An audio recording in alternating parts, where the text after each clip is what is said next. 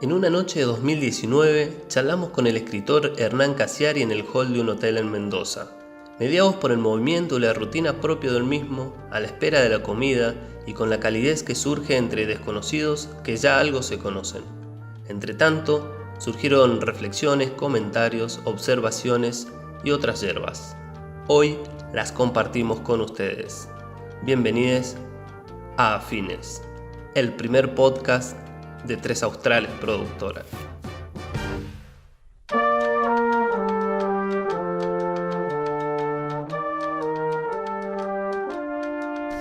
Bueno, primero vamos a saludarte.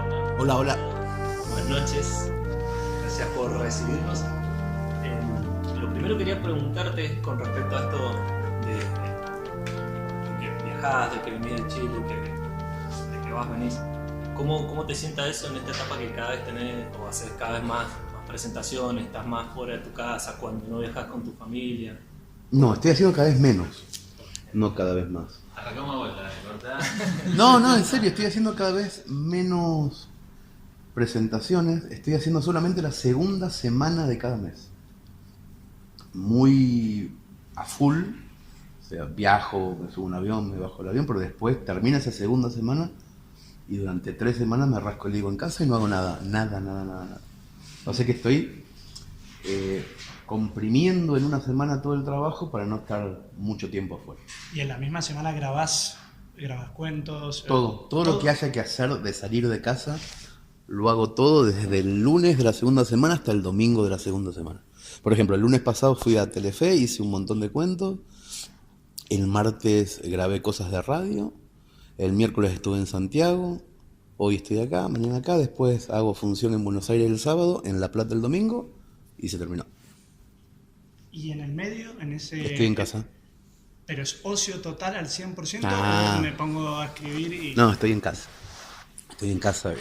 Lo que digo es de salir. Sí. De salir es solamente la segunda semana. Después en casa estoy todo el tiempo jugando a cosas. Bueno, me gusta jugar a cosas. Hago la revista, la web, recibo gente, hago entrevistas en casa. Viene gente, tengo 2 películas que están en preproducción, que estamos haciendo los guiones con Chiri, pero todo lo hago en casa. Lo que hago fuera de casa es la segunda semana. Y cuando no estás en casa y ya pasó esa semana, pero supongamos antes que pasara esa semana, inmediatamente da ganas de estar en casa. No, me gustan las dos cosas. O sea, de hecho, este sistema de salir solamente una semana por mes es porque el año pasado me cebé. Me gusta mucho hacer esto. Entonces decía que sí a todo y después empezaba el lunes, me fijaba en el Google Calendar qué tenía que hacer y tenía toda la semana fuera. Y me gusta, pero al mismo tiempo sé que no se puede hacer todo eso porque no podés estar todo el día jugando, tenés que hay otras cosas. O se venía mi segundo mejor infarto, si se llama. No es por un tema de salud, sino un tema de familia. Sobre todo con nena chiquita. Tengo que hacer muchas cosas en casa también y sobre todo ser un padre presente. Entonces, este nuevo sistema de este año está bárbaro, funciona súper bien. ¿Y podés no escribir? No escribo hace 3 años más o menos. Hace un montón que no escribo. Yo no escribo en el sentido de sentarme como los escritores a escribir una historia. Estoy todo el tiempo tecleando en la máquina. Bueno, a eso me refiero. ¿Podrías no hacerlo eso? Si el día de mañana le dicen, Hernán Casiari, viene alguien, usted no puede escribir más, no puede teclear más. Sí, obvio. Haré otra cosa. Sí, no es un tema que... O sea, No sos de esos escritores que tienen la necesidad, que dicen, soy un esclavo de la escritura y... No, es que de hecho no escribo hace un montón, ¿eh? No escribo cuentos ni cosas así hace muchísimo. Pero cuando dejé de fumar hace 3 años y pico y dejé de escribir inmediatamente, o sea, no pude hacer las dos, una cosa sin la otra, y me puse a leer en voz alta, es lo mismo. Contar cosas es contar cosas, no importa si las anotás en un cuaderno o las decís en voz alta o se te ocurren, y es lo mismo. O sea, lo divertido no es escribir, sino que se te ocurran las ideas, y eso pasa igual aunque no las escribas. Y pensaba en Revista Orsay que tenés todos los lunes, haces unas cositas. Hoy en día en Revista Orsay estás más delegando para que otros hagan cosas y vos como director decís, bueno, va, este escribe, La revista digital es un juguete que me inventé para poder hacer cosas de forma semanal. La revista en papel, como sale cada X meses, a veces me aparecía un texto de un escritor que me parecía buenísimo y no tenía dónde ponerlo. Entonces inventé el juguete de la web porque puedo poner lo que quiero todo el tiempo. Y es un juguete muy divertido porque estoy en contacto con otros escritores, me obliga un poco a leer para ver qué puedo publicar. Es divertido. Y es una cosa que hago los domingos a la nochecita y los lunes a la mañana, que preparo todo y lo publico. Los que trabajan son ellos, son Josefina Licitre y Rodolfo Palacios y Juan Esclar y Pedro Mairal, son todos unos escritores buenísimos que arman algo que yo los obligo a leer incluso en voz alta para que la gente no tenga necesariamente que leerlo, sino que lo pueda escuchar. Y es un juguete nuevo que me encanta, está bueno. Y cómo te llegan muchas cosas nuevas fuera de estos escritores, o sea, se te acerca, Un porque sos montón. una persona que estás todo el tiempo en contacto y me imagino que debe pasar en redes, que Hernán lee esto que escribí. Sí, en realidad hay una especie de embudo que lo gestiona mi mujer, todo lo que llega, ella lo va pasando a quien corresponda. A veces hay cosas que tienen que ver con puramente literario y Chiri es el que se encarga de leerlo, hay cosas que tienen que ver puras y exclusivamente con lo periodístico y entonces hay un editor periodístico que lee el primer párrafo para ver qué onda. A veces algunas cosas me llegan a mí, todo lo que es ilustración le llega a la directora de arte y son toda gente que es buenísima en lo que hace, en algún caso, en otro caso son estudiantes de periodismo, en otro caso son gente muy aficionada y amateur, pero nosotros estamos todo el tiempo buscando perlitas, buscando escritores, ilustradores, periodistas que nadie haya descubierto para descubrirlo, porque es la parte divertida del juego también. En la revista hay un montón de escritores consagrados y otro montón de gente pero absolutamente desconocida, que nosotros tenemos la intención de que dentro de 50 años esa gente sea buenísima y que todos, digamos, lo descubrieron en Orsay. Es como un semillero, ¿viste? Y empieza a pasar. Orsay ya tiene 10 años, entonces ya hay escritores que nosotros los agarramos de su barrio y hoy son grandes escritores o grandes ilustradores. Ya Portero empieza de la a pasar. literatura. Sí, y de la ilustración, y de la historieta, del periodismo, de lo que sea. Gente que en general, por cómo están los medios hoy, no tienen la posibilidad de debutar en un gran medio y nosotros, en algunos casos, no siempre, damos esa oportunidad. Y que exista ahora la web, además de la revista, hace que eso sea un poco más grande también. Podamos publicar un poco más de lo que podíamos hacer cuando era solamente papel.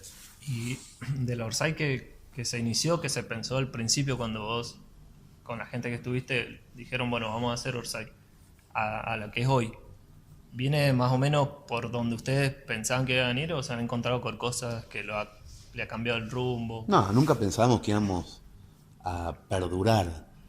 Orsay cuando nació para hacer 4 ejemplares, el año 2011. Era trimestral y salía cada 3 meses y queríamos hacer 4. Sabíamos que era muy complicado hacer un medio gráfico de 212 páginas sin publicidad y sin subsidios y sin Publicidad, plata de sí. nadie. Y suponíamos que podíamos aguantar 4 y ya vamos por 20 y pico. Entonces es como... eso, es exactamente igual a la primera. O sea, no... De hecho, esta segunda temporada es más idéntica todavía porque es igual. Es lo mismo, lo que tiene es muchísima más experiencia, pero mucha más experiencia. El primer año nos costaba mucho hacer la revista, porque nunca lo habíamos hecho, porque nadie nos conocía, era muy complicado convencer a un escritor o un ilustrador muy consagrado de que publicara con nosotros. Ahora no, ahora llamás a quien llames y está todo bien. Sí. Claro. Pero la primera época fue complicada y un desafío muy grande. Ahora es un hobby. Ahora nos juntamos a hacerlo entre amigos y sabemos que va a salir bien porque la gente que llamamos para hacerla es buena. y notás así, a mí me pasa que ahora que está la digital escucho un montón y me es a mí, porque soy muy flojo para leer, me resulta mucho más entrable que agarrar la Orsay, con la diferencia que a la Orsay la agarro con la nostalgia del papel y la Claro. nostalgia del dibujo. Es que en realidad la versión web es para gente más joven que la gente que consume la revista en papel. Son otros tiempos, otros ritmos, son textos muchísimo más cortos. Jamás pediríamos un texto de 6.000 palabras para la web. La web es chiquitita.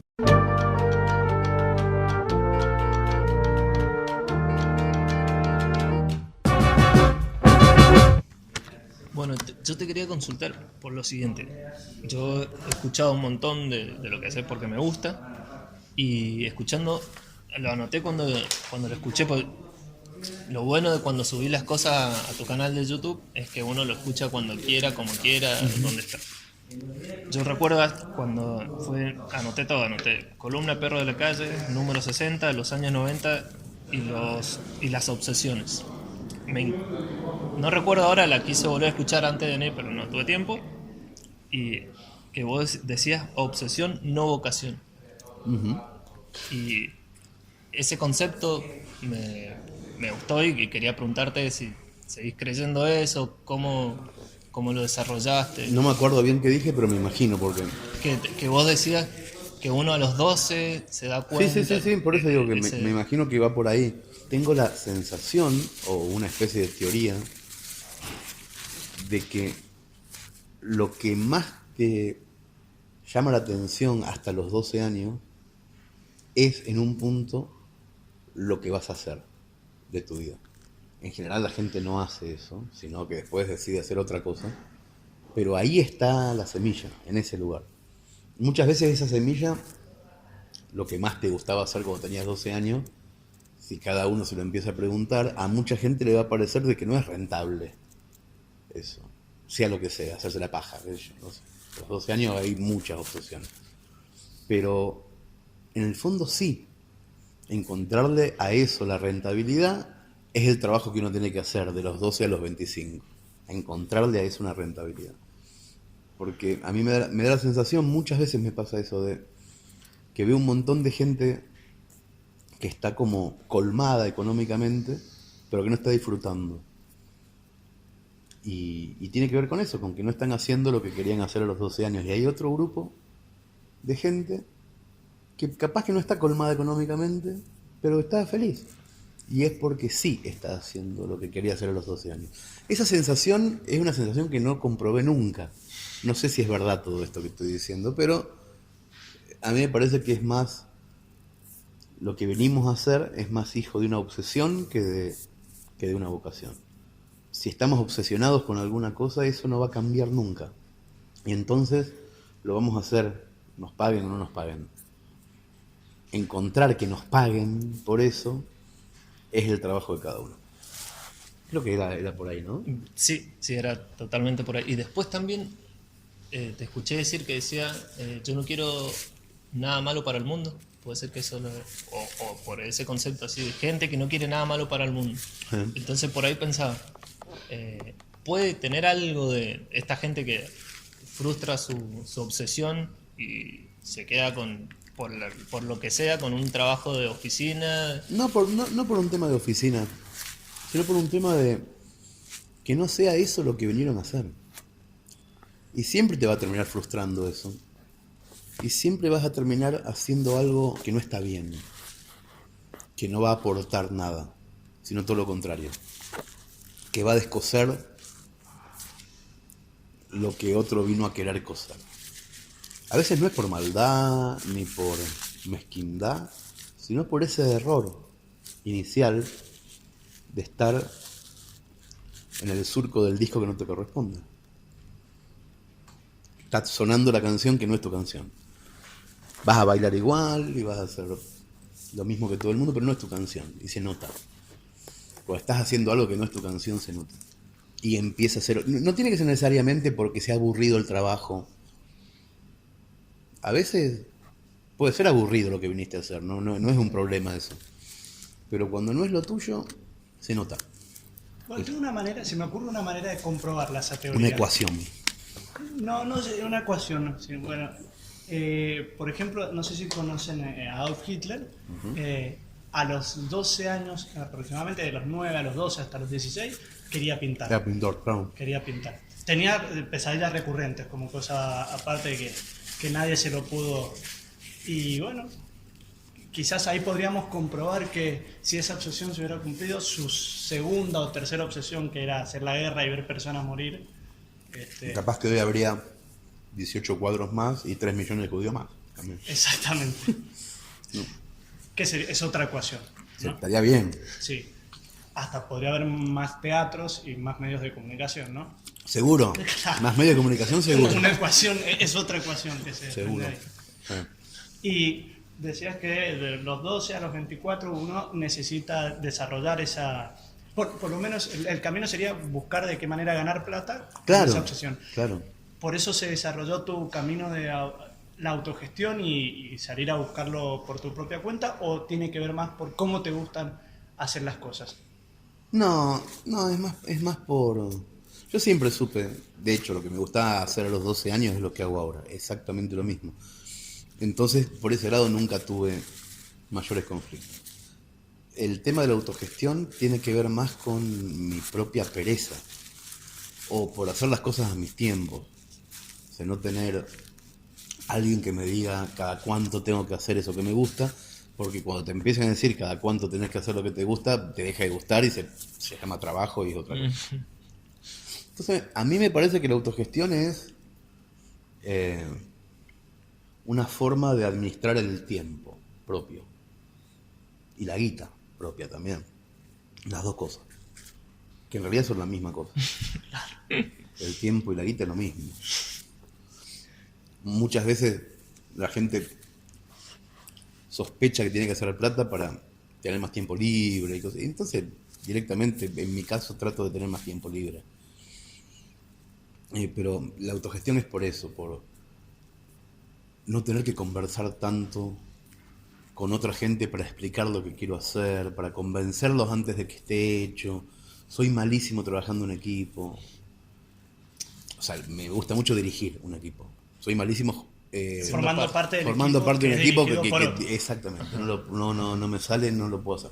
Entonces prefiero gestionarlo yo mismo. Y en el camino de las obsesiones, ¿descubriste una nueva obsesión o derivada de... a los 12 sabía que quería escribir o quería fundar algo y después se derivó a... También descubrí que tenía esta obsesión. Hoy podría, pero no porque me haya dado cuenta, pero haciendo cálculos y viendo cuáles son los patrones de conducta de cada cosa que fui haciendo de casualidad, creo que me llama mucho la atención los lenguajes nuevos. El primer lenguaje eran las letras y cómo iban ubicadas. De verdad me obsesionaba mucho cuando tenía 3 años, 4, lo que hacía mi viejo en la máquina de escribir. ¿Por qué cada tantas manchitas había un espacio? ¿Y por qué en un momento él dejaba de hacerlo? ¿Qué era lo que ya estaba terminado? ¿Por qué otra gente miraba esas manchas y decía en voz alta o en voz baja cosas? ¿Tenía alguna relación esas manchitas que a veces eran 5 más espacio, 7 más espacio, 2? ¿Por qué se repetía mucho una doble que era como un rulito y un palo? Después yo iba a entender que eso era el artículo el, que se repetía más que todas las otras cosas. Pero antes de eso, mi curiosidad era ver qué era todo eso. Y cuando empecé a entenderlo, como el que empieza a entender el truco o el chinchón, hay un momento que decís, mirá. Bueno, con la lectura pasa eso. Yo tenía demasiada curiosidad por eso, a los 3, 4 años. A los 10, la curiosidad era cómo conseguía el escritor que yo estaba leyendo en ese momento para hacerme pasar de el día a la noche. Cómo me hacía pasar y me decía, Tom Sawyer estaba haciendo tal cosa con su amigo Huckleberry Finn y en un momento era de noche. ¿cómo hizo? Entonces yo buscaba, ¿cómo hacía para hacerte pasar rápidamente esa elipsis? Y a los 14 otra cosa, y así.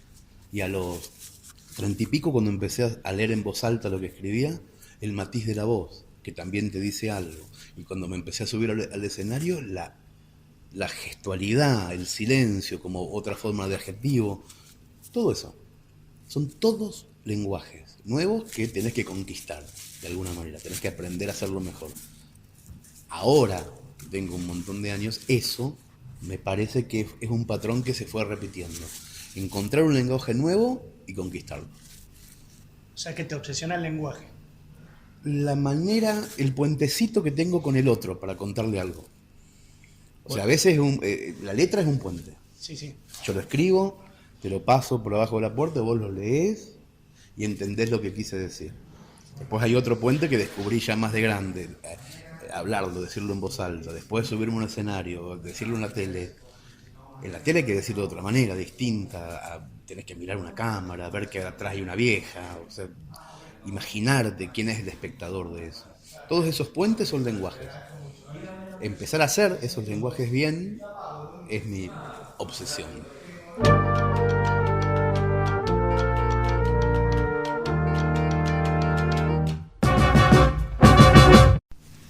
Con respecto a esto que decías de la obsesión, que es algo que a uno le produce justamente obsesión, que le gusta, que lo hace feliz. Después pensá en lo que sigue, porque tu obsesión y lo que vos generás también replica en otras personas, en un contorno o el que le llega. ¿Pensás eso? ¿Qué pensás de, bueno, a mí me hace feliz esta obsesión y la llevo a cabo? ¿Pensás vos a la hora de, bueno, ¿y qué va a producir esto? No, eso ya no me pertenece tanto.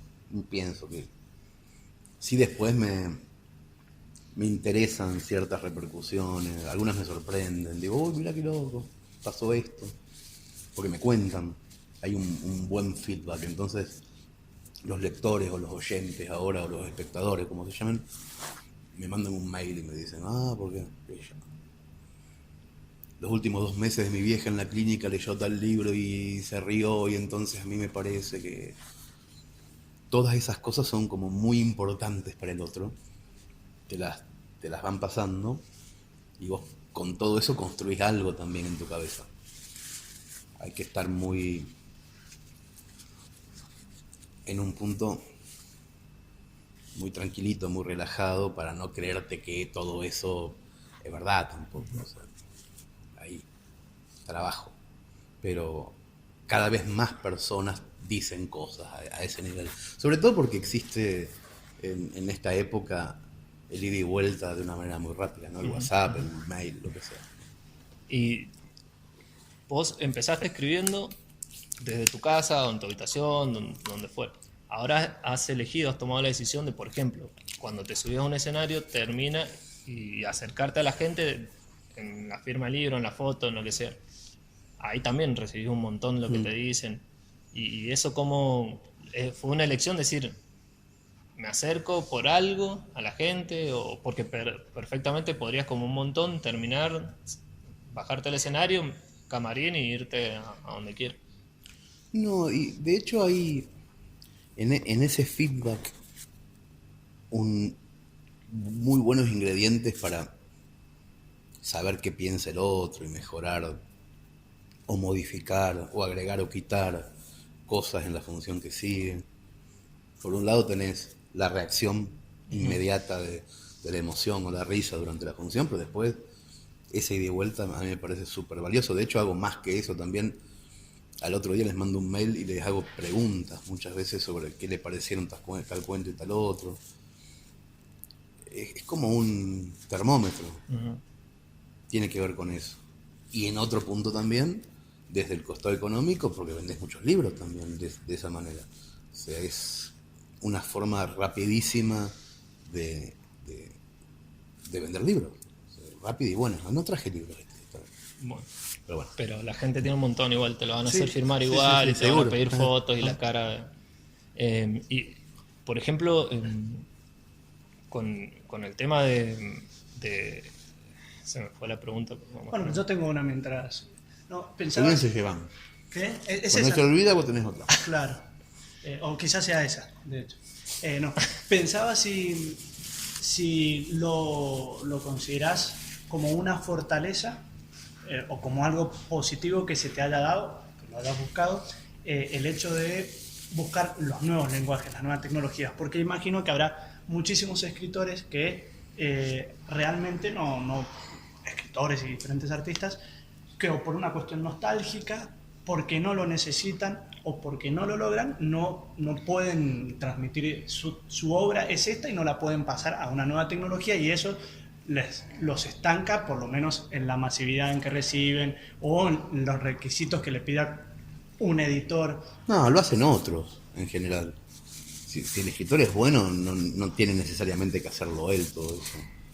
Tiene un agente, un representante, si alguien lee el libro de Pedro Mairal y le gusta mucho y quiere hacer una película con eso, la habla con el representante y hacen una película con eso. Sí, pero quizás Pedro no se siente a escribirlo pensando en... No, yo tampoco. O sea, en realidad yo creo que nadie se siente a escribir pensando en la jugada número 7 del futuro. O sea, de lo que va a pasar cuando te sentás a escribir porque tenés ganas, en el mejor de los casos, o porque tenés hambre, en otros casos. O sea, como quien hace un carpintero que hace sillas, porque tiene que comer al otro día, o porque te gusta mucho la carpintería, pero no pensás mucho en quién se va a sentar en esa silla dentro de 2 años. Pero vos sí ya estabas pensando o pensaste en algún momento este cuento o este texto lo voy a hacer audio.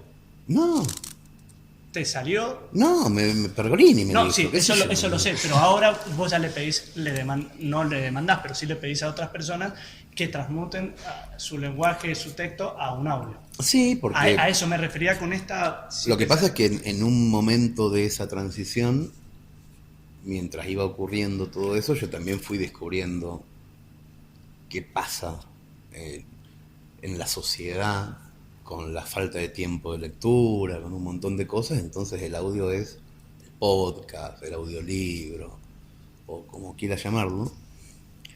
Vi cada vez más gente haciendo footing en Palermo y no están escuchando música, están leyendo un libro,